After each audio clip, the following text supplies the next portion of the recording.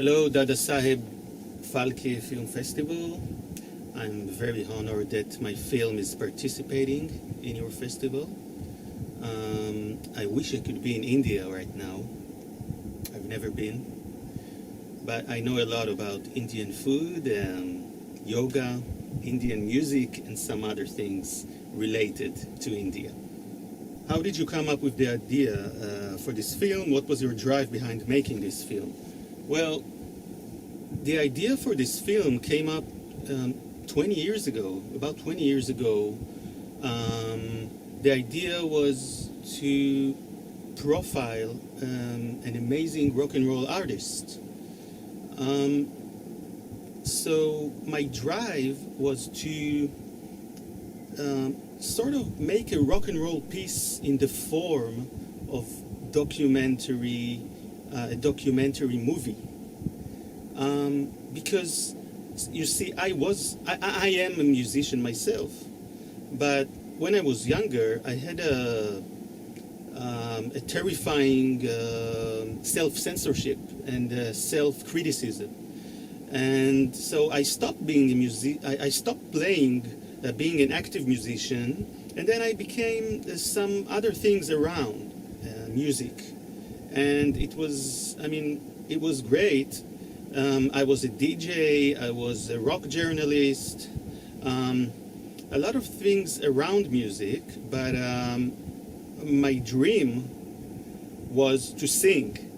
And what I said that if I'm not singing, I will create an amazing out of time, like far out rockumentaries that are like a song, but in the form of a documentary piece. What roadblocks did you face when you were starting out?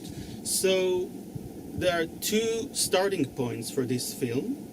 One is like 20 years ago, and then the roadblocks were that I felt that I doesn't have the ropes to climb on.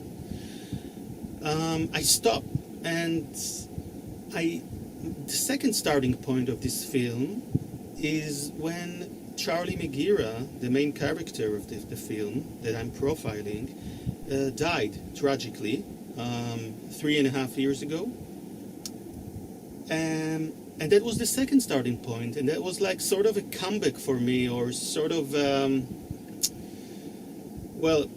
renaissance for me personally, a tragic renaissance, but that's when I understood that this is my time. Okay, now it's time to finish the film and to lift it, to take all the fragments that I left behind, like somewhat like 15 years ago or something, and lift it and make it as a whole.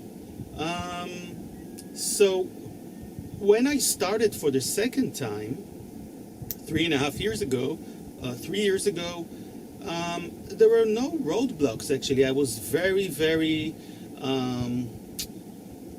centered about my goal, and I wouldn't let it, slip out of my fingers this time.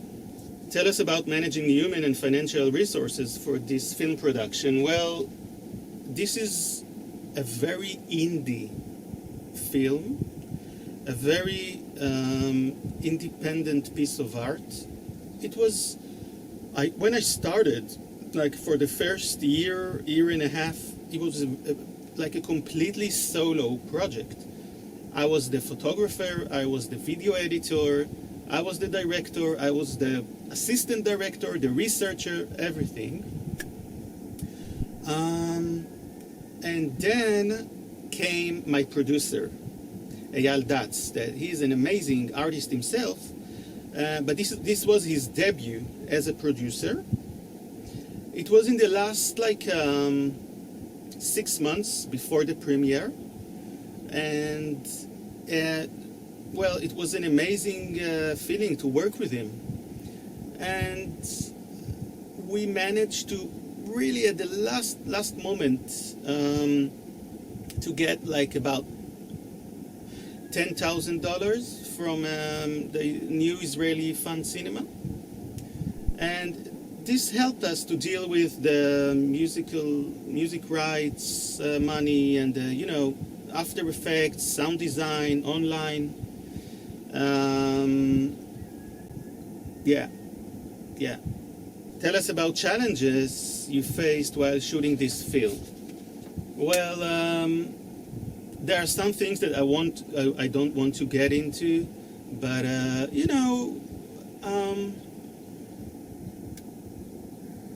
there was a little bit of misunderstanding about the music rights, who owns it, because Charlie Megira is not with us anymore. So that was a bit hard, but everything was sorted out in the end. I just can say that there was after a year and a half of intensive video editing, and really, this was my biggest project in life. Well, there was about a full month that the film was on the shelf, and I said, well, maybe I have to change the whole soundtrack, or maybe the film wouldn't come out. But if I'll change the whole soundtrack, it will be a whole different film. But everything was sorted out in the end, but it was really frightening. Also, I had some problems with someone who at the last moment said that, okay, I don't want my syncs to be in the film, but I made it better without it. Really, it was very karmatic. With every problem I dealt with, I said, okay, I'm flowing with it, and I will make it better. And it made things better. How different what you originally envisioned the film being like and how it eventually turns out? Well, at the very beginning, I thought that the film would be semi-documentary. And I conceived this story, the end of Charlie Megira, as a really tragic and even horrific horror story. So I wanted to make sort of a horror film that would be semi-documentary. But at some point I realized that this piece of art is meant to be a personal documentary piece of art. That the story is already there. I don't have to make it, I don't have to go this way. I have to go this way. Okay. So actually, it wasn't so different from what I imagined it. Tell us about target audience of your film and USP of your film. Well, I think that everybody the film actually is not only for youngsters and hipsters and music buffs. It also for film buffs and for older people that are, really find it touching to see a movie about friendship, not only about an indie rocker or something like that.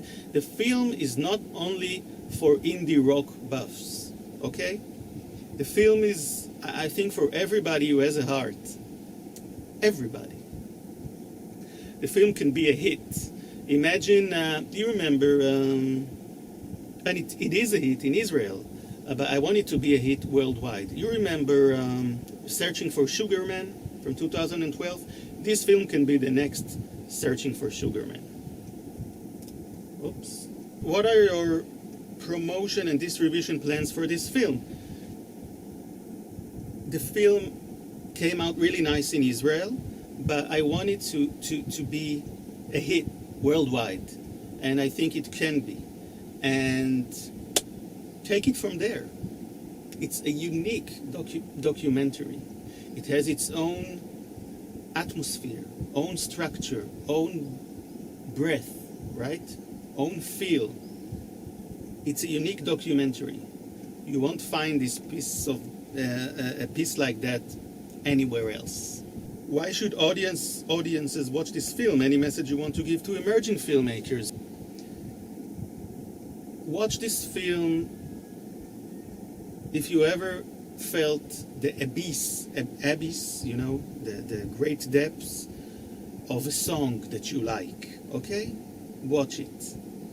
Watch this film if you ever had a friend that music or anything like music brought you together really, really close and then brought you apart.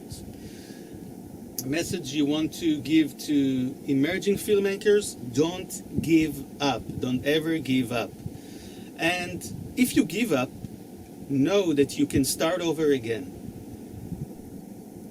The theme of comeback is crucial. You can always make a comeback. Oh, it's like in yoga. It's like in yoga that if you lose the center, you just come back. Everything is okay. Nothing happened. Your message wishes to 10th Dada Saheb Phalke Film Festival 20. Well, my message is that I really hope that this strange COVID Corona era will end, and I wish you the best of. I wish this festival to be the biggest ever. Okay.